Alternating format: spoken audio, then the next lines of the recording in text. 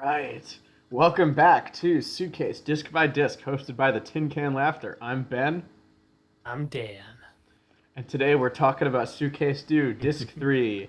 In my personal Yes. opinion, the best disc. Wow. The best disc ever Best of disc Suitcase. of the 16, yes. And I would, yeah, I never really uh, thought to rank them like that, but Yeah. now I'm paying attention. My ears have perked up knowing that you've singled this one out. Yeah. Now, I'll be honest. It's not like I intended to say, to have a best disc. I think when you're presented with 400 songs spread out the way that they are, Hmm. it's hard to have a best disc. They all kind of even out. Yeah, Yeah, yeah. yeah. But But this one does have the weaker, some standouts. because none of the weaker tracks are all that bad, and the strong tracks, oh god, if you haven't heard some of these stronger tracks, you're missing out. So, no time like the present to get started. Let's start Right on. with Let's do it. track one, a proud and booming industry. I Yeah. read, 80s rocker. I read somewhere that Devil Between My Toes was going to have a single released with it, and it was going to be Captain's Dead on the A side and this on the B side. Yeah, this would have made a hell of a B-side for sure. It's a It would great have been. song. Yeah. Yeah. It's that sort of like normal 80s Bob, but he does this Hmm. one spectacularly well. Like, on Jeff's podcast where he spends the first four albums talking about how Bob seemed to be writing a lot about Ohio. Yeah, yeah, Oh yeah, this one for sure. I'm pretty for sure. sure. Yeah, like this is like white collar Bob singing about work. Yeah, totally. And Mhm. it's one of the shining examples, I would say, Yeah, of for that little mini genre. yeah. The union rep says demands will be met. Yeah. Yeah. I've been listening to a lot. There's this compilation that either just came out or it's coming out soon. The Strum and Thrum 80s jangle rock underground kind Hmm. of thing. I think it's like 85 to 87 or something. It's got like a real, maybe it's like 83 to 87. It's like Hmm. it got like a 5 year span. This song would absolutely like sound great on that compilation. It's like really of that era, Hmm. and maybe if Guided by Voices had not become a known entity, maybe it would have somehow ended up on that. Well, probably not since it was never released Yeah. properly, really. But C- something from like Forever Since Breakfast would fit on that I could thing. see So that. yeah, I think this song is more laid back than Forever Since Breakfast. yeah, that's the thing. That's why, yeah, like this one just it would fit on that Hmm. compilation. So Yeah. to me, I've been just enjoying the jangle rock of all these obscure bands on this compilation, and then thinking like something like some '80s Bob track Hmm. would absolutely smoke like half the tracks on the disc because Yeah. This is Bob a, was just doing this really well. yeah. Just looking over it real quick. There's a lot of '80s Bob on this disc. Yeah, Yeah, and I guess that'll be more relevant when we get there. Like this next song, two or three songs. I believe the booklet says it's 1998, but it my does. my ears are telling me this is very 88. I think it says Mitch Bob on vocals and guitar, Mitch Mitchell on bass. I hear it. I It hear it. does. Yeah. It's Yeah, hard to really hard to me. This one could plausibly be either either time period. I have no clue. I mean, it's there's definitely something kind 88. of Bob's voice still sounds very Midwestern, I think. You yeah, can I could still see hear that. it. Yeah. It's just I think maybe there's a sonic quality to it. Like Hmm. maybe it just doesn't have that kind of '80s cassette tape haze Yeah. to Well, it. it's It it's like just sounds really good. It's like Pack of Rolling Papers and How Can Yep. You? It sounds Yeah, like you those said two, that. which are Yeah. definitely 80s. Oh yeah. Yeah, it's funny. That one's Pack of Rolling Papers says 91 in the booklet, and then this one says Yeah, there's no 98. way. So There's no way. I think those three songs all sound the same, but are all given different ears. yeah, It's not worth wasting too much time over.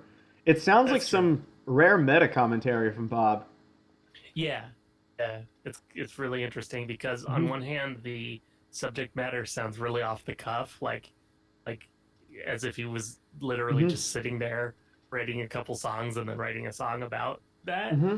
But also, they're a little too. They're obviously like written out. I would say Mm-hmm. like Like this one, I think is. I mean, it's that kind of song that uses the same verse twice. Like it's the same lyrics. yeah. But Oh like, yeah. you can't really wing lyrics like that. I mean, he probably did just think, oh, I just wrote 2 or 3 songs in a row, and they were not Yeah. so bad at the At time. the time. Which I think that part pulls it together. It's like, okay, it's still Bob. Yeah. He's not like bragging or anything. He's just like, hey, I just wrote a few songs and wrote It's another one to cool to top it get off. it's cool to get a guitar bass song. You know, Yeah, you don't hear that exact arrangement too much on yeah, early Bob. It's either he's just it's him and a guitar, or or it's more of a full band thing. So it's yeah. cool. It's a And pretty song. the bass really does tie it together too. Yeah, it's super good. Mm-hmm. It's a minimal bass It's a part, but nice song. it works very well. All right. It does. Okay. Track 3. Little games that you always play. Milk a Wave. Milko So this is Wave. probably around 2005 or so. Yep, yep. Kind of leading up to normal happiness kind of era. Mm-hmm. Yeah. This is just kind of it's a perfect suitcase track. Oh It's a yeah. good Milko Wave track. Mm-hmm. Yeah, it's great. Yeah. Little great. Games. I could see it being on like standard gargoyle decisions or something Yeah. Yeah. like Butcher Man. It's kind of Mm-hmm. that. Yeah. Like this wouldn't fit at all on an album like Normal Happiness, but No. definitely. Yeah, definitely Gargoyle. I mean, you could say Yeah. any of Bob's weirder demos. It's like, oh, that would be perfect for Gargoyle because Gargoyle's like Exactly. it's like his solo album that's also secretly a Circus Devils album, that sort of thing. Yep. Yeah, So not I could kind of see not that. too much to say about that one, honestly. Yeah, it's a little it's a It's bit little. yeah. Now you know what isn't little is Daughter of the Gold Rush, which Axe. almost hits the 5 minute mark. This became Yep. Volcano Divers, Yeah. and I know which one I like more because one of I them like is Volcano Divers more, yeah, but I like them both. yeah. There's something This nice one about grew that on volcano. me. Yeah. Yeah, yeah. It's cool. Hmm.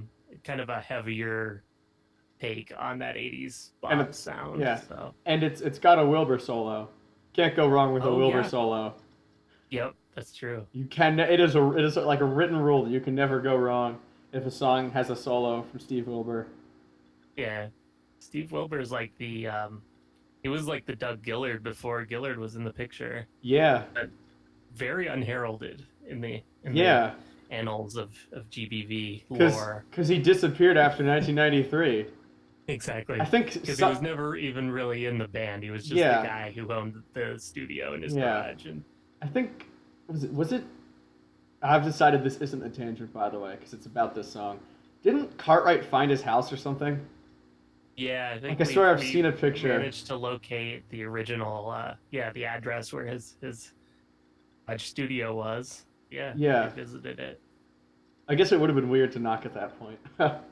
That's true. Yeah. Someday, You'd get a maybe little Wilbur yeah. will be located. Yeah, you'd get a Twin Peaks The Return moment where someone else opens the door. Yeah. Yeah. That wasn't too bad. But yeah, Daughter of the Gold Rush is well, it's long. It's a longer Volcano Divers, and I suppose if because that's an EP track, so I can understand not everyone gravitating towards that. Like especially that one's can get fairly harsh because like 3 Mhm. lead guitars come in that aren't really following the acoustic guitar at all. Right. On the version that most people heard, so I could imagine Daughter of the Gold Rush being more palatable to those fans. Yeah. Yeah. Volcano Divers it's kind of a snippet kind of feel, but the melody of that line, the titular line, that's what Hmm. comes from this older song, and that's the best part Yeah. of Volcano Divers. It's just like that sounds really cool with that melody. Hmm. Yep. All right. Are we moving on? Let's move on because this is a big one coming up. Color code drawing This is one of my favorite Robert Pollard songs of all time. This is an Yeah, astonishingly it is. great It song. is. It is the best Suitcase song. It is. It's up there for sure. Yeah, it is number one of 400. Do you have any idea how hard it is to be better than 399 other songs? It's pretty hard. Color Code It Drawing does is. that. It is. On some days, This is the pinnacle. it is maybe. I think we talked about this after recording yesterday. It might be top five Bob for me, and it's tucked Yeah, away on a yeah. suitcase. I love It, that. it kind of became Frostman. Kind of. Yeah. Oh, I guess Or that was did loud. Frostman lend part of its guitar riff to Color Code? Okay, I think before we get to the content of the song, that I didn't even know what color code drawing was until I read a post on this blog called Shit Canned, which I do believe Oh, is no yours. I do believe that is your blog. Yep. Yeah, and it was about how color code drawings riff had shown up in the Frostman demo that Bob put out on Happy Jack Rock Records. Yep. The B-side version, the long version of Yeah, Frost. yeah. And then of course Does that not just show became up on the album. yeah. Yeah. So, considering that by the sound of it, all three songs were recorded on 4-track, I believe Color Code Drawing came first. Because I could Really? see Bob looking at that and going, because like part of I think why Color Code Drawing resonates with me is that Bob has even said, I think in his interview with Mike Watt, Mike had asked, is music about confronting reality or escaping it? And Bob said that at least for him, music is about escaping it. So while the lyrics to Color Code Drawing aren't the most clear, at times they can be fairly obtuse, but the lyrics that do come out are fairly dour. I hope I'm saying that Yeah. right. Like the whole mood of the song is depressing. It's not an like part of what makes Isolation Drills work as sort of a divorce album, if you will, is that there's still spirit to the songs. Like Unspirited is uplifting. This is not that. I can see why Bob didn't put Color Code Drawing in the album is because it's dark. It's Bob. Interesting. It's Bob reveling in, I guess, that sort of, God, that could not have gotten worse. That couldn't have gone worse feeling. Yeah. Interesting. I like- wonder if I was trying to imagine what this song would be like with maybe a full band, like if it were recorded in the studio, like how that would work. Would it kind of be heavier? Would it be, a lighter song? I just couldn't imagine Yeah. the right arrangement for it. So I Yeah. was wondering if that was maybe a factor too. It's possible. It just works like this too. Like Yeah. I think I tried to cover this once a very long time ago, and it wasn't very You did good. cover it. It's a good cover. Yeah, this was ages ago. But part of the issue with this, not actually, it's not an issue because it's a perfect song in this form. Mhm. But I could see a full band version not quite working. I will make it work, mark my words. But I can't think of a drum pattern for this because I don't know what the song needs besides just Yeah. vocal, rhythm guitar, the occasional lead. That's really kind of all it needs. Yeah, it's self-contained. I totally Mhm. agree. It does remind me just kind of that languid like tempo. It reminds me a Mhm. little bit of Each is Good in His Own House. Yes. Oh, I see it. Bob's solo track, kind of a similar feel. There's something about when he's hitting that one chord. I think is it an E chord that it starts with? And it's just like Dun, dun, something dun. so Yes. like yeah, that tempo, that kind of languid, slow tempo, and Mhm. like that monotonous chord, Yeah, that and then drony feel. I the think way- he's sorry. What? Oh, sorry, I'm playing the album in the background, and it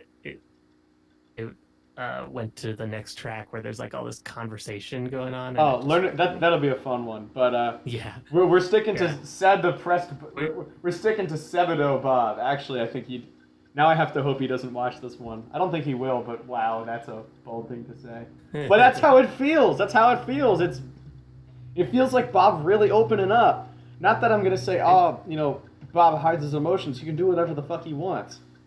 hmm But it sticks out. Like yeah, the fact that basically every chord, regardless of where he's playing in the fretboard, that low E drones the whole time. yes, yeah, exactly.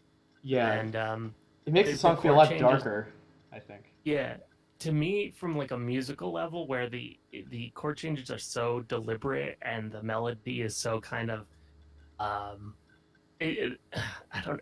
There's something interesting about the way that the chord changes. Like every note counts. Like every Hmm. melodic note he hits, like really just hits me really hard. So I guess I don't know like the music theory behind it, but just on a musical level, the song really resonates Yeah. with me. There's something very engrossing about the way it flows, just the rhythm to it, the kind of monotonous drony Hmm. qualities to it, but also the way the melody is really Yeah. engrossing and like you like it. So Yeah, there's yeah. another Bob song that I'm going to compare this to later because it's another song in this disc. But Oh, there's okay. another song in this disc, and I'll say it later because I'm going to get really excited with that one too, which Yeah. sounds like Bob dealing with a hypothetical breakup and makes certain points about that. Color code drawing is like the reality of it actually happening. So like Yeah. waking up at 11. I mean, I know it gets talked about a good bit. Bob is a morning person, so the idea of Bob waking up at 11 Yeah, is right is on. that's a pretty solid sign of rock bottom right there, at least from that Oh perspective. man, What is it? that's What is it? yeah, and I sink like an anchor from carelessness. No oh man, one is showing. Is it, so good. yeah, it's just like once you start picking apart the lyrics, it's like wow, he's out of it. I haven't done that too much, but one lyric that kind of stood out to me The lost recently was speeches of Jesus are calling. that's a pretty good one. But no, this one that I like is it sounds like he's saying OD on protein. And OD on protein, the one hit provoking, bestowing. And maybe you'll have her gone strolling. Yeah. I always thought OD on protein for a while was a lyric from Unstable Journey, which is another one of the best Yes, TV songs. thank you. I It was gonna isn't. bring that up. It isn't. The It isn't. original line is opening and closing. But I could see Bob listening to that, hearing it as OD on protein, and holding on to it. Because, like, Totally. Yeah, Lost. I've had that Yeah. exact thought Yeah. listening to Vampire and Titus, Yeah. thinking like, wait, did he say yeah? Yeah. And Because, like consulting the yeah. lyric book and being like, oh. Because the Lost Speeches of Jesus shows up on a track on disc 4.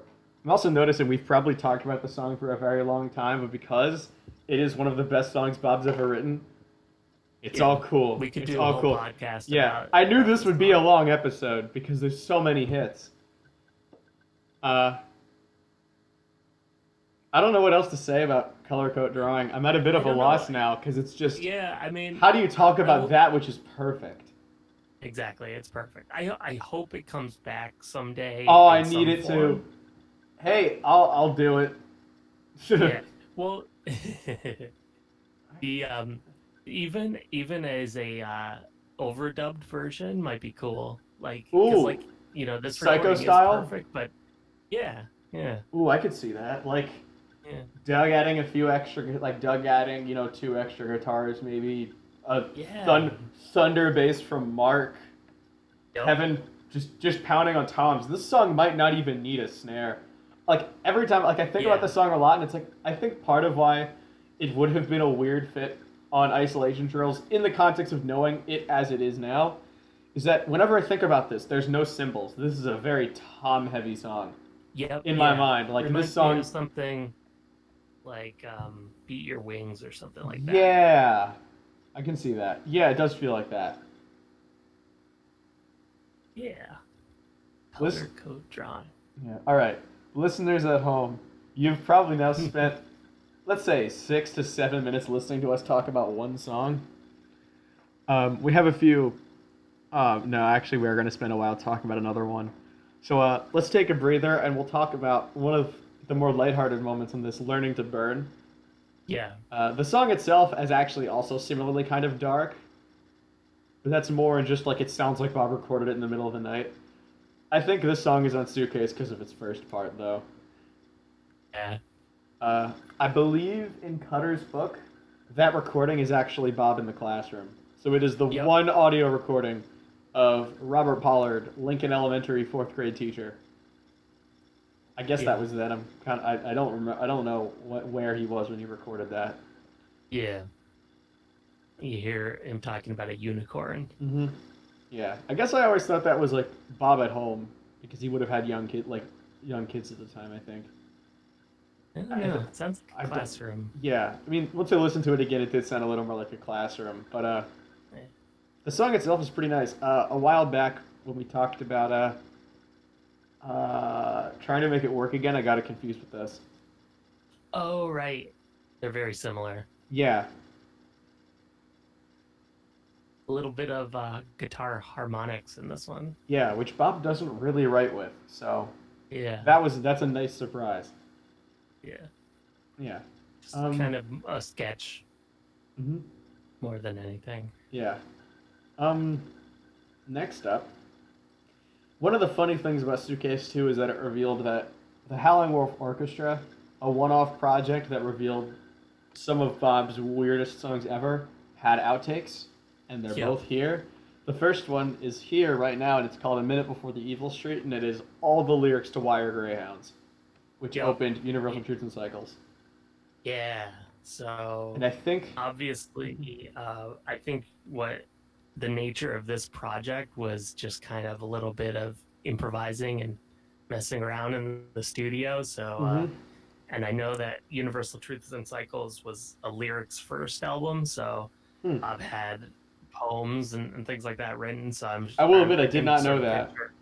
Yeah, yeah. I did not know Which I that. think is part of the reason why like that album stands out a little bit in that regard. Hmm Because I think lyrically for me that's a really powerful album and Yeah. really interesting in terms of how the songs are, how the melodies are, and stuff like that. I think writing lyrics first kind of affects how the songs turned out. But yeah, I could picture Bob having a notebook during these Howling Wolf Orchestra Yeah. sessions, and Because it sounds like, kind of adding that yeah. haphazardly, and Yeah, because yeah, it sounds like he had the lyrics completely separately from the instrumental because when the second verse comes around, he sings two different sets of lyrics at once. And if you can yeah, listen to what each voice is saying, it's all still Wire Greyhounds. yeah. The line So, about pin back your ears and feet feed. or Yeah, blurring sweat heads, eat noodle yeah. stuff. Sit up and beg. I mean, sit up and beg isn't in this one. It's the only thing missing. But Yeah, really interesting. yeah, I would have I liked to hear mean, this Wire on Greyhounds is like one of the best opening songs tracks. ever. So yeah, Yeah, this might be a little unrelated to the Suitcase track, but I seem to recall the textbook committee. I want to say it was the textbook committee opening a show by doing Wire Greyhounds 4 times. oh wow, I could be that wrong, rings a bell. but I think I remember reading at the last Heat Fest that whichever band Little Dave was in did Wire Greyhounds 4 times to open the show, Yeah, which that is kind of definitely rings a awesome. bell. I mean, hey, I Yeah. saw Guided by Voices do How I Met My Mother 3 times in a row at the Stone Pony. Oh, amazing. And that wasn't even like Bob being drunk. That was, short songs That work was, if you when you loop them. And I mean, that's what works here. I think what's funny is that this version has more cramped vocals, but Wire Greyhounds is shorter. yeah, Yeah. All right. very. Well, actually, that one's like Actually, 30 yeah. seconds, right? This is a Yeah. minute. Yeah. We're getting a lot of Um, mileage out of this song. we are, yeah. Probably because it's Wire Greyhounds, and that makes me nervous about the next song. Oh yeah. Okay. Okay. Are we Let's ready? let's do it. Yeah. Okay. Way back when, let's set the stage. It's 2017. An Instagram page for a record store posts a video of Guided by Voices recording a session there and what appears to be an old Suitcase track called Raphael updated. An interview comes out a month later where Bob says that he'd been trying to work a few older Suitcase tracks with the band, but he just couldn't get them to work. One of those tracks was the aforementioned Raphael.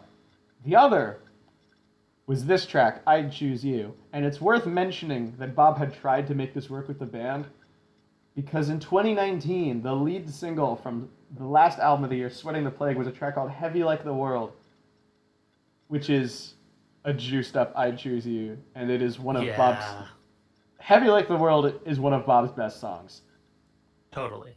And this is an embryonic form of one of Bob's best songs. Which, yeah, so cool. I mean, he puts it in the same lineage as something like Tractor Rape Chain, where, he grafted. This isn't a Suitcase song, but what's it? Tell Me is You the song gotta you can find tell bootleg. me what Yep. you feel about God. Yeah. You know, Suitcase grafting 5. the verse. Yeah. the beautiful verse of that song too. You know, Yeah, an but the amazing lyrics, yeah, chorus from another and song. and all the lyrics are different on Yeah, between Heavy Like the World and I Choose You. yeah. Um, I know a lot of people say, huh, Heavy Like the World kind of sounds like Wormhole. Yo, I Choose You predates Wormhole. Also, Wormhole's also another very good song, but that's not Yeah, what that's not the matter at hand. yeah.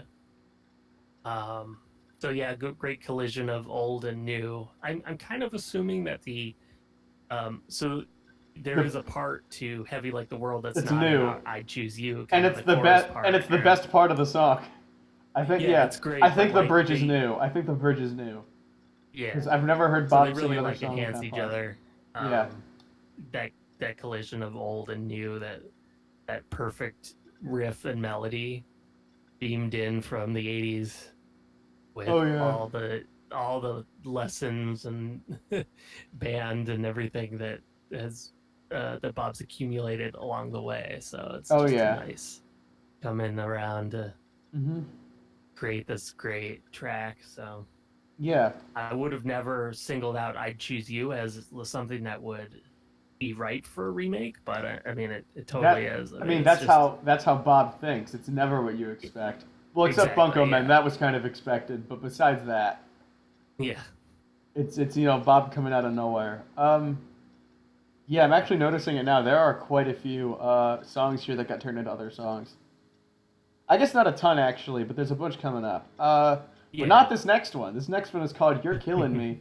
It sounds like an old Acid Ranch track, and there's really only one thing that sticks out about it, but it makes the song, and it's That little yeah. I could oh hear that yeah part coming back in a song and making like the yeah five of us who remember how this goes go absolutely nuts. oh totally. Yeah, I love this.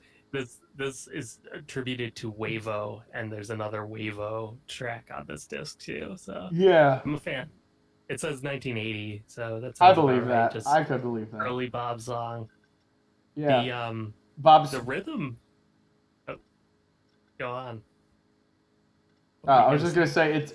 I can tell it's older Bob because he's very much writing like early '60s style on this one, Yeah, yeah, totally. or maybe even I '50s at w- that point. exactly. Yeah, yeah. Which Hmm.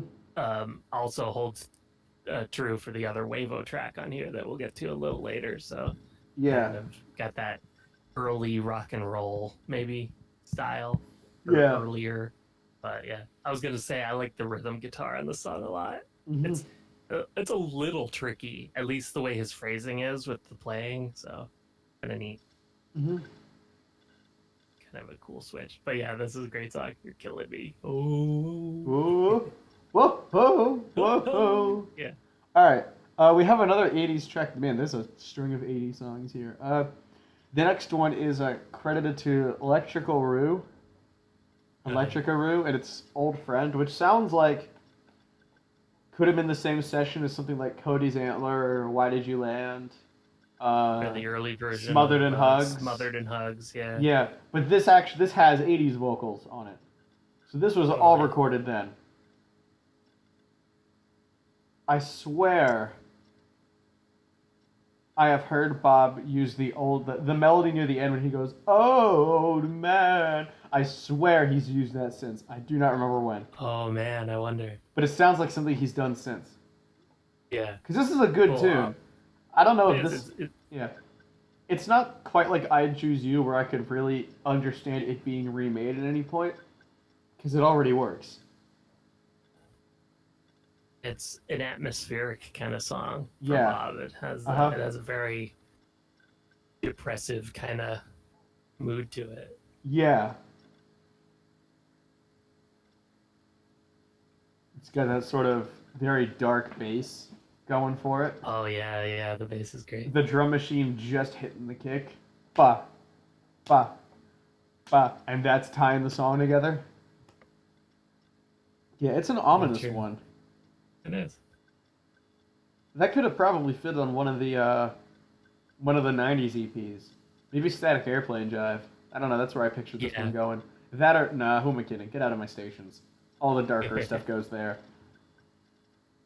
Like like like Queen is second guessing going into this. I could see working. Oh, interesting. Yeah, I don't know. I think it would fit with that era. Or just throw it seems on like Devil it. Between My Toes, call it a day. I think it'd work there too. Totally. Yeah. Yep. Yeah, I don't see why not.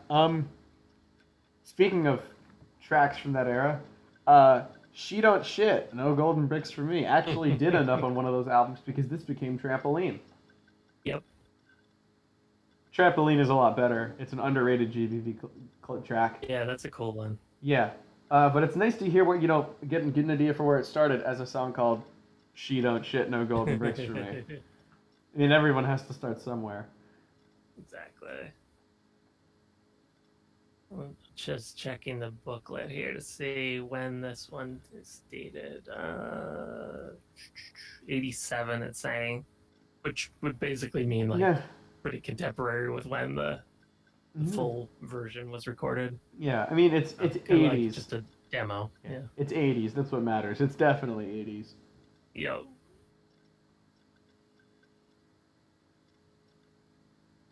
So I got nothing else for this one. yeah, yeah. It's a nice. It's a snippet. It's Yeah, less than a minute.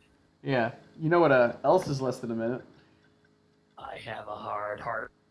Yeah, which I don't think Vocal actually wave. it doesn't appear in the lyrics at all. I don't think so. It's just There's hardly any discernible lyrics to this yeah, one. yeah. Well, It has it's kind of a that rockabilly feel to yeah, it. which is why it's so odd that it's Milko Wave, because Bob Yeah. wasn't writing anything that sounded like that at that point. Like Gasoline Ragtime comes close, but that song is so fucked up that any rockabilly vibe it would have had Yeah. is erased by the name Gasoline Ragtime, I suppose. I don't know. Bob's too cool to make rockabilly or psychobilly or any of that other wretched horse shit. The shit that plagues the punk rock flea market in Trenton. Oh, yeah. Hate it. Well, whatever that song is, I dig it. I'm like, Yeah, yeah, Milko. hard. It's a good Suitcase song. It's a good Suitcase It's yeah. song. Yep. I don't know if I could see this being on something like Normal Happiness. It wouldn't fit at all. Wouldn't fit on Yeah. Compound I. It might not even fit on Well, Gargoyle. Well, anything. No, this wouldn't fit on Gargoyle either. I it just wouldn't can't fit picture it. anywhere. Yeah, The it's world just is not a place for this song even except Suitcase. Elephant Jokes couldn't support a song like this. Even Boy oh Psycho and boy. the Birds. Yeah, yeah, it's floating around on its own. You know what else is under a minute long? What? Not this next song, because Shoddy Clothes is 4 minutes, and it's by the Yeah, I One was Too gonna Many, say. and it is another one of. Okay, I always talk about my important songs playlist or the greatest songs ever, and this disc has 3 songs in that playlist, and Shoddy Clothes is the second one because it's so good. Really? You're a Shoddy I've Close always, fan. from the moment I first heard it, I was like, oh, this is something special. Captain Planet, I'm surely going home. Awesome. Yeah. You don't need to tell me, but I know. Shining down with shoddy clothes. Oh, that's Mouth awesome. pumped and eyes dilated. Oh, So for I me, love what? it. Yeah, that part is great. Mhm. I think I probably underrate this track Uh, relative to you, but part of uh, the reason is because the opening little groove, mhm. little riff to it, really reminds me of this Alice in Chains song, like this '90s very grunge song that I you're a little too young to remember, but Yeah, I don't fuck with grunge. I can so see where like you get yeah, that though, but see, I don't know. I don't know it. I think I know one Alice in Chains song. So because I don't know which song you're talking about, it doesn't affect me.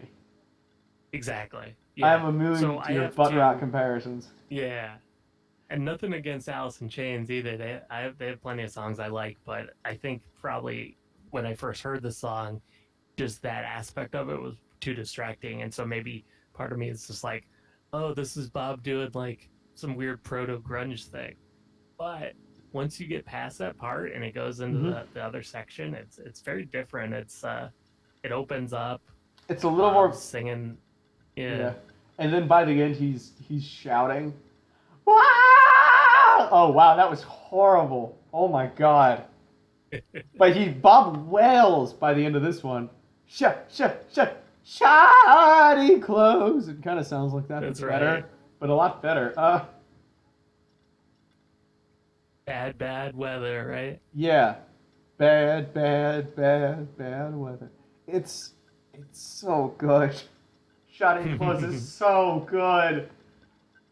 I can't ask Bob to bring back every song that I love from the Suitcases Right. because if everyone did that, then eventually he would have 380 songs in his play. I just say that because I have to believe that there are 20 songs that no one would dare ask Bob to re-record. Probably because they've been redone already. So maybe 380 is too high. Irrelevant.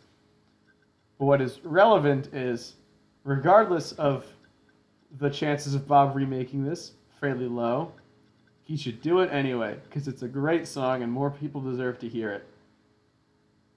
Amen. Amen. Sordid Frost. I talked 2 weeks ago about how I believed this Ream to be a 4-track recording that just wasn't mastered, which is why it's playing at half speed and why it's one guitar in It's each in channel. one channel. Yeah, that's Sordid Frost. I've sped this one up too to hear how it sounded. I liked it. The guitar on the right doesn't sound any less dissonant. It still pierces the mix like a knife, but it sounds a lot more like Bob. That's for sure. Yeah. You really, yeah. The title, both in the booklet and in Spotify, is rendered as. Oh wait. Oh no, it is both. Like forced. Not Forced, frost, yeah. but I had to if go you- change yeah. that on my end. I noticed it when I first listened to this. I was like, wait, that's wrong. Yeah. How do you screw I that think up?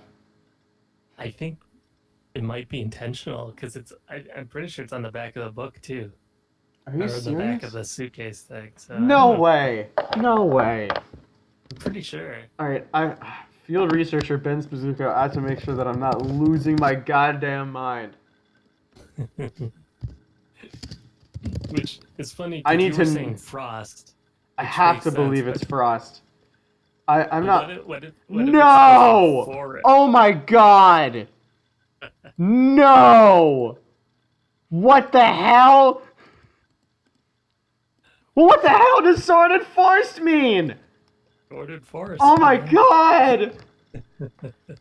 I've lived so long thinking that was a typo. What the hell? That ain't no typo. Yeah, I'm sorry, but now I have to This is look up. Now I have to look this up and derail this entire bit. It's like it's mostly towns in Germany and shit. There's a few Really? like people that it lists on Wikipedia. What was it? There's a brewery in Italy. An album by an Austrian slowcore band. Oh, I am not looking into that further. I say as I open a new Wikipedia tab. Yeah, what? See, I have to hope Bob's referring to the town in Germany, but simultaneously, when does Bob care so much about Germany that he knows about a little obscure town? Oh man, I feel my brain unraveling. What a touching tribute it is to this town. My God. Ah, this is killing me. I'm checking it on Discogs. Yep, Sordid Forest. Oh my God. Wow. Who knows? It is as obtuse as the song itself, which is my way of Exactly. wrapping it back around so that this whole diversion can be relevant and not a tangent. Which I think is fair because I imagine we're not the only people who thought that was a typo. Maybe. Or it was a typo and Bob always meant to call it Sordid Frost, and then it went out with the wrong name and he said, it's better this way. Or was it supposed to be sorted forest? I can't think about this any longer. This is making my head hurt. I've just gotta. Yeah. Oh, Funny that's because it's such a non-consequential track otherwise, but yeah, but I wow, love it. Yeah. man. Shake It Out is a live track. It's credited to the Needmores because it's from. I do believe it is from that show. All the other tracks that get credited to the Needmores in some form seem to be from. They all sound kind of the same. So like, I Choose You, Lion with Thorn and Paw, which isn't on the Suitcase. Shake It Out is interesting because of how Bob intros it. He's like, anyone got class tomorrow? Don't take off class. Take off class. Don't go to class. All right, this song is called "Shake It Out," self-composed composition. Self-composed composition. And then they bang out like a minute and a half of like an early Beatles kind of song. It kind of feels like an early Beatles song, but a lot faster. It's It is a lot. energetic. Yeah, Twist and Shout would have killed to be that fast. Yep, love it. That's some prime early Bob. Yeah. Shake it out, drop you to the ground, watch it run away. Shake it. Oh, it's great. It's great. That's all I can say is it's great. True that. Does not need a remake because it's perfect as it is. A song that did need a remake was Cowboy Zoo, Cowboy Zoo, which is funny aka enough, the Accidental Texas Who, the first track from Normal yeah. Happiness. I feel like I read that Bob was initially gonna not put it on Normal Happiness, which is why he put it on Suitcase, and then he changed his mind. Oh, Classic Bob. interesting. Yeah, I swear I read that somewhere. It doesn't matter. It's here. It definitely puts the sort of odd nature of the Normal Happiness version in context. Because Yeah, I think about that a lot. Like Normal Happiness is one of Bob's most normal albums, except for its first two songs, which are really weird. So this kind of puts that in context. Is it's very close to the demo. it is. You can Yeah. tell that Todd, especially during this era, was following, really taking his like Mhm. care to translate every nuance of Bob's demo Yeah. to the studio version. Which is weird because I'm Oh, pretty sure Bob recorded this in the studio with Todd. Like I think Todd said that because Bob and Todd did Compound Eye with Bob there the whole time. I think Todd said that they did Normal Happiness together as well. And then oh yeah, Silverfish Trivia onwards, Bob would come in to record his guitar and then leave the rest in Todd's hands, oh yeah. Good or point. just send Todd demos. Uh, but it does sound like there was an effort to keep. I mean, honestly, the demo is pretty fleshed out for what it is. I don't know what I'd Hmm. cut, and I'm pretty sure the end of this demo does pop up at the end of the Normal Happiness version. So they might have Oh also really? been playing along with the demo. Oh yeah. Yeah, it just works. It just works. That's Another song that I'd say it almost just works is Soul Barn Soul by Barn. Peterbilt Bombs. It's another 80s track, and I say it almost just works because I actually really like it. But I do too. it's break even. And Yeah. the end The was opening. Yeah. yeah, and the end part of this, no amusement or alarm in the Soul Barn, was reworked into the final version of Break Even without those lyrics. Yeah, exactly. The outro of Oh, Break Even and the intro riff. hmm yeah. Yep. So it's always interesting, to hear where stuff like that comes from, especially because Break Even is one of the more scattershot songs from GBV's sort of classic era. Like that, it's an odd bird for sure. So knowing it was, Yeah. yeah. So hearing it sort of cleaned up like this is certainly odd. Yeah. It's interesting. I like this one. It's not quite the like Midwestern Bob. It's not Yeah, quite the more psychedelic stuff from Devil Between My Toes. So it's kind of yeah, transitional style, maybe. hmm yeah. Well, there's a lot of. To me, Suitcase 2 is always marked by those particular '80s Bob songs. Just that feeling of it's not weird enough for Devil, but it's not really big enough to be on Sandbox. Yeah, but it's a good song nonetheless. It is Yeah, cool to hear how, yeah, how the riff evolved from the Suitcase One track or Suitcase One. Invest in British What is Steel. it? Yeah, Invest in British Steel. You got that riff, and then you got it popping up on Soul Barn, and then eventually Break Break Even. Even. Yeah, it is a nice thing about Suitcase to see how things evolve. Something that didn't evolve was Phase 4, Rise of the Ants, which I think was gonna be, which I believe was the original name of Sweating the Plague. At some point, Sweating the Plague was gonna be called Rise of the Ants. Oh yeah, That would have been cool. and Um, it's also a movie, I believe. it's also what? It's actually like a bad sci-fi movie from the '80s or something. Oh, that wouldn't surprise me. Uh, Yeah. the song kind of reflects it. Not that it's a bad song, but it's a very goofy song. Like it's Bob and Mitch just sitting around going rising Rising. onslaught. Yeah. Like Producing some it's sort of some It's sort of song that's not quite rock and roll. It's not quite like who it knows just how you would exists. classify it. I know how to classify it. It's acid ranch. That's what that is. Heck It's yeah, super mega acid ranch. yeah. Actually, now that I look at it, the next few songs are also 80s tracks. And most of them, Yeah, not early all, but 80s. most could probably be called that kind of acid ranch stuff. And Oh in true man, acid ranch fashion, it's 3.5 minutes long. So it's one of the longer songs of the disc, and it's I just had Bob and no Mitch idea it was going, this long. "Oh I yeah, think they could have gotten it. I think they could have cut it down to like a minute, but yeah," but they were it's kind never. of Yeah, awesome. but it makes sense considering they weren't gonna release it, so they were just having fun. They were like, Yeah, "Let's they were sing a just messing song." around having They were like, "Oh, what if we wrote a song called Rise of the Ants? Oh, let's do it." onslaught. Oh, it's It, lit. Yeah, it it's just fun. showcases the Bob Mitch chemistry Yeah, in a nice way. yeah, So those goofballs. Uh, Next we have Peace, which is Bob this is Bob and a 12 string, and what sounds like Mitch on bass. I yep. have to assume it's Mitch on bass. That's the credit. Yeah. So There we you don't go. hear Bob playing a 12 string that much. Yeah, it's not Yeah. really his thing. It pops up every now and again. Uh, but yeah, not very often. And it's not usually Bob who plays it. This is a nice little instrumental piece. Uh-huh. I guess hence the title. I don't know. Yeah, It's yeah. Well, that's really what it is. It's a piece. I mean, it's very nice lead work. I couldn't put vocals to this. It doesn't need any. yeah, It doesn't need any. That's why it works as a piece. Because it's not yeah, a song. It's a piece. yeah. Cool. All right. Right. Yeah, there's Up not a whole to lot to say about Lonely that. Town. Okay. You remember what I said earlier?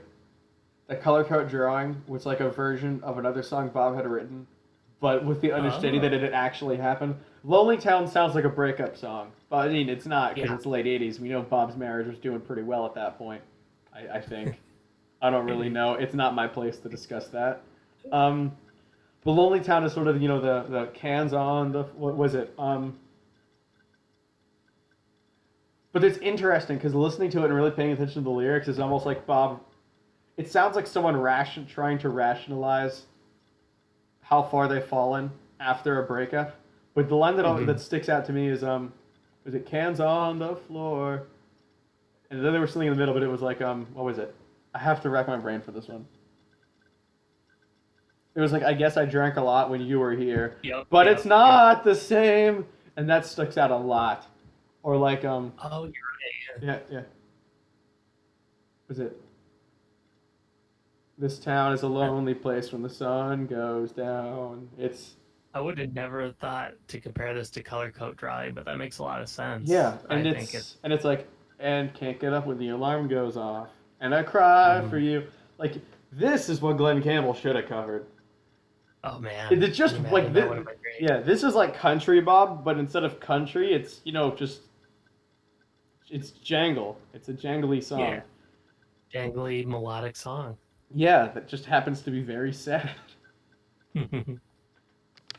Yeah, and even on a musical level, that little like one that type of high one string riff, It's very similar to that the color runs through coat the riff. song. It's very Yeah, similar to the color coat riff. yeah. I love Yeah, when Bob does that. I always think of Queen Queen of of Cans Cans and and Jars Jars. being like the Yeah, or Spring iconic one. Tigers. Yeah, Yep. Bob's pretty good at those riffs. This doesn't really have much to do with the song, but the band Succo. Uh, my friend Ethan, who makes some of the best music anyone's ever made, put out a GVV cover album in 2015 with like 50 songs on it. And there were a lot of Suitcase 2 tracks. This wasn't one of them, but the cover is like a mock up, I think, of the fake Secco cover. And Oh, I mean, I guess Bob hasn't said anything about it, so it's still Ethan's name. I mean, he hasn't done anything with that name in 5 years. I forgot that Ethan co-opted that. Yeah, yeah, Echo. A good name. I yeah. think Bob would be pleased because that's kind of the point of these fake band names, right? It gives Like them their own originally he was gonna identity publish like a book, you know? of just fake band names, but it's like, I mean, I can He understand should just, do that. yeah, I mean, just publishing a book of fake band names, that's not a lot. I don't know. I think personally, if I was gonna, like, I don't know if I'd buy a book of just fake band names. What I would buy is like, this is going to be super off topic, so I'm not going to spend much time on it. But you know the insert to the Sunflower Logic EP, Yeah. where it's a fake Oh, catalog. man. I loved that fake Yeah. catalog. Yeah. I'd read a book of that, and it's like a history of a label that didn't exist with bands that never existed. Because if anyone could With do it, it would be cover Bob. art and like Yeah. track listings, that would be so Yeah, cool. because Bob could do that, and it could talk about songs like "Do Be" by Wavo, which is another early '80s Yes. Bob song. Had This to is nail like that the transition. B-side to "You're Killing Me." Yeah, except this one almost feels a little. I don't know if "developed" is the right word, but it's more sure of itself. Like this is the snappy little "Well, do be my angel, do be my angel." Yeah, it's 50s Bob. Yeah. Innocent Bob before he started singing about elves and wizards and shit. Before Bob started writing King Gizzard lyrics. I don't know. Yeah. Yeah, I can't believe we're only 50 minutes in. I could have sworn we spent a lot of time on some of these songs. Well, we burned through some other ones pretty That's pretty true. quickly. Which is kind of why this disc works. I mean, Do Be works very well in this regard too. It's a great It's suitcase just a track. catchy, nice song. Yeah, you could play Yeah. this song. You could play it for your grandma, and she would love it. You know? You know, I'd make a comment about that, but and this is it sounds like a tangent, but because you said that, I have to tell this story.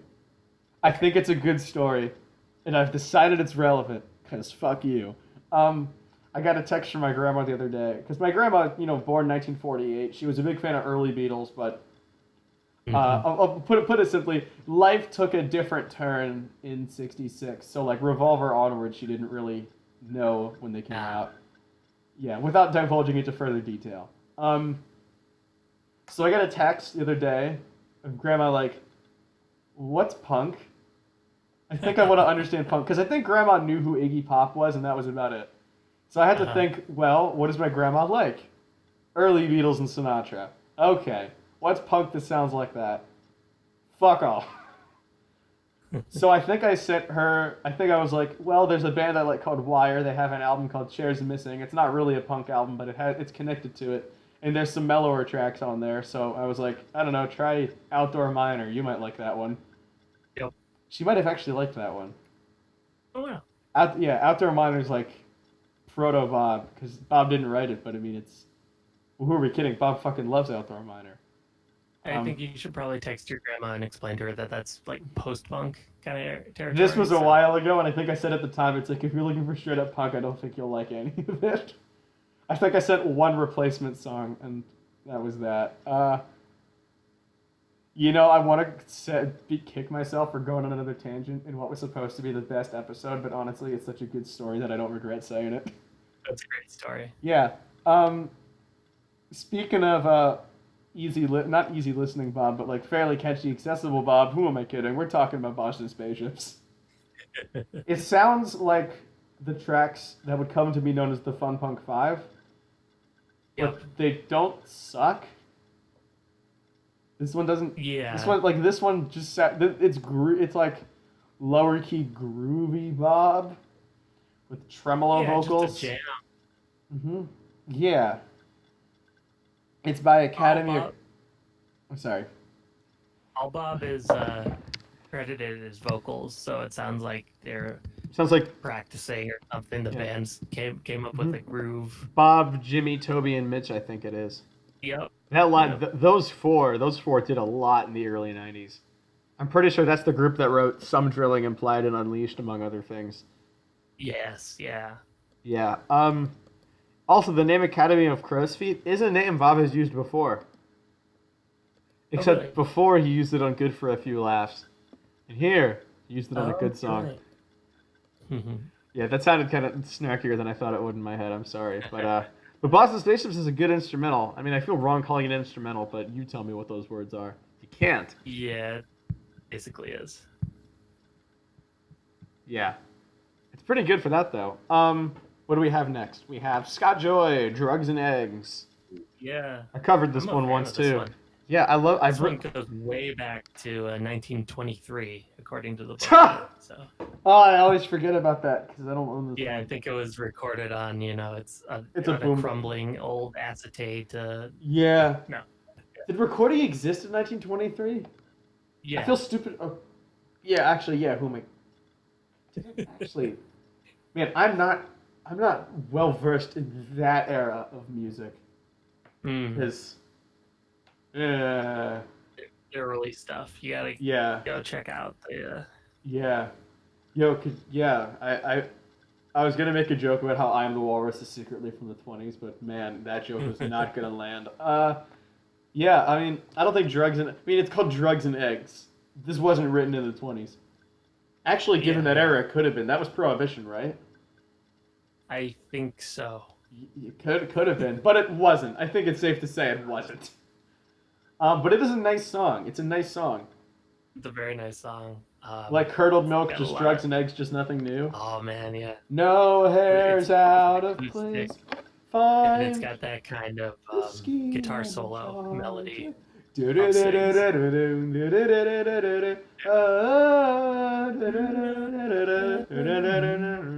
Yeah, like I could imagine this getting remade, but I think at this point it's a little nice compared to what GPV are usually doing. So Yeah, I'd yeah. like to hear this again. It's like, well, it's like Lonely Town. I'd like to hear it again, but I don't think we will. You're probably right, but this is enough. It Yeah, is what it hmm needs to be right now. So yeah, it works for that. That ain't no good, which does not apply to the song because that song is good. I think it's good. It's one of the stronger '80s live tracks across the Suitcases. I think it's Yeah, not the best one. That's on the next disc, but oh, I do like it. That ain't no good. That ain't no good. That ain't no good. Like I guess Bob repeats the title a lot, but it hasn't stopped other songs from doing well. there's a nice verse melody too Hmm. to go along with Yeah, that chorus. Just the vocals are kind of buried on this one, but yeah. you get the I gist mean, of it. it's an audience recording. They can't all be winners. I think this song works at least on some level just because it's punchy. It doesn't fuck If around. if the band played this song now and you were like witnessing it, like you would be jumping around, dancing, and Oh shouting, and yeah, having fun. It's that kind of song. yeah. God, this it would kick ass, man. There's so many songs in this disc that I would just like to hear GBV do again. But Totally. we can't expect everything to be You're remade. right. This is a really solid disc. Yeah, it's almost like I said it was the best disc and meant it because usually I listen to the discs once before these episodes because I know the songs pretty well. I think this got a second listen because I just wanted to listen to it again because it's every song is a winner. Every song, including this last song, Immediate 43 frozen seconds, collect. which is a phrase taken from the Edison's Demos version of Beat Your Wings. And it's not even really a song, but it still works. I think Yeah. it's a nice sort of bowing out. What Yeah. always stood out to me is that it sounds like Bob has the radio on in the background, but it sounds like pop radio. Oh, interesting. Because I don't think I people never picked sang up like on I don't that. know if people sang like that in the '70s, but I always swear that I've heard singing like that come out of songs in the 2000s. So when I listen to the song, every time I go, I wonder if anyone figured out what that song on the radio was. It can't be that hard. I don't know. Maybe that's just Listen. me. Oh, you're right. I hear like a female Yeah, voice. my voice always goes to Evanescence's "Bring Me to Life," but I don't stick to that because I just don't want it to be that. That would be. It's too funny thinking Huh. of it as that one, so I choose to believe it as something else. But you never Interesting. know. I mean, I guess this, in that regard, opens up the idea of Bob writing a song while listening to other music. Like, I'm pretty sure Cowboy Zoo was recorded with a football game on, Hmm. or some sport. I choose to believe it's football because it's the only good sport. But um, What about curling? you know what? Fair, fair. I don't hate curling. There you go. Yeah, this song's funny. Yeah. It's got some cool little phrases in there. Noodling around on the Mhm. low guitar strings. Just kind of. Creatures, characters. This is in that camp of songs that Bob wrote himself, but are definitely Circus Devils songs. Yeah. Yeah, you could probably make a pretty decent comp out of, Bob writing his own Circus Devils. That's gonna be a fun thing to talk about when we get to Suitcase 3, which is gonna be in 2 weeks. 2 weeks from Oh now, heck we'll be yeah! talking about Suitcase 3. But right now, I have to edit the last one for Suitcase 1. I haven't gotten to that. It's been and we just broke the hour mark, but it's well deserved Nice. because we spent 7 minutes talk. I hope we spent 7 minutes talking about color code drawing. We need to have spent 7 minutes talking about color code drawing. Fuck it, let's talk. We're It sure gonna felt like yeah, we're gonna do Yeah. a track 26. We're just gonna talk about color code drawing again. No, we're not. Oh man. Well, what do We you could. think? What you really think Color Code came first, and then you grafted that riff onto the long version of Frostman, and then Well, Frostman. because Frostman's the one that actually ended up in the album. It's Uh, true. I don't know. I have to believe this was first, and then Bob You're wrote a probably bunch of right. songs that were more upbeat and said, "Okay, It this just doesn't fit. What yeah. works?" Because Bob's pretty good at that. Like you notice, especially in something like "Daughter of the Gold Rush," it's a 5 minute song. Bob took the one part of it he liked and pared it down to a minute and a half. Bob's really good at that. Every time, Yeah. every person who has ever said Robert Pollard needs an editor Hmm. needs to listen to some of these tracks and be like, Yeah. well, he actually does a pretty good job on his own. You just don't like the weird shit. And you're trying to say that it's Exactly. actually That's his what you're problem. trying to say. Yeah, and I feel like some people will say that about the suitcases, but the point of the suitcases is to show one that Bob is very good at editing himself, and two that these songs are only being released because people want more suitcases. Yeah. Like, People need more songs. yeah. Oh, damn. Don't say that. But you're right. All right, I'm gonna do a cursory glance over disc four. I'm doing that too. I'm liking what I'm seeing. Oh, this is a weird disc. Oh, this is a weird disc. Oh man, there's a lot of no stars here. I hope at least some of those get patched up. Yeah, disc four is gonna be weird. It's just occurring to me. It's like, wow, this, yeah. There's songs in here that I could have sworn were on disc one. I'll put it that way. But Interesting. I'm already looking over it too. It's like, oh, there are some points of excitement here. Oh yes. But Yeah, we're getting. there are I many, think by that many point, good ones. I think by that point we're getting a little ahead of ourselves, though. That's Um, true. Yeah, we can't get into it too much. Suffice to say, I'm excited. I do enjoy many of these tracks, yeah, if not all of them. yeah. So tune in next week for Suitcase Two Disc Four. After which, um, could I? I guess it's weird to say this, knowing I'll be publishing this 3 weeks later. But can we just take a break in between Suitcase 2 and 3? Because that's the halfway Hmm. point, and I want to get caught up on other work and editing all the other Yeah, suitcases. that sounds good. Okay, yeah, just have a little room to breathe.